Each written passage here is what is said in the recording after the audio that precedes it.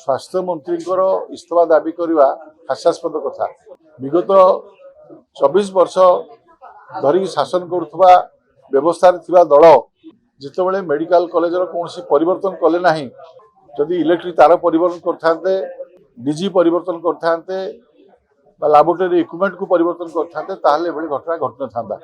आम सरकार आसला 850 कोटी ऊर्ध्व टंका 2 वर्ष भितर एससी मेडिकल कॉलेज नवीकरण जहाँ कम चालू रही आगामी दिन में संपूर्ण हेले एभली घटना घटव ना, नघटापी सरकार पूरा यत्नवान अच्छा से अनुसार दृढ़ पदक्षेप नौ।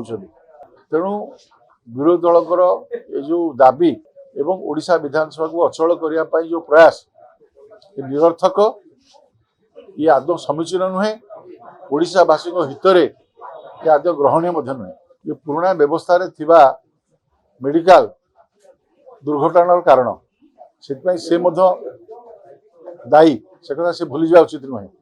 एबर सरकार आर्थिक व्यवस्था कर 2 वर्ष 800-850 कोटी टंका कर काम आरंभ होती।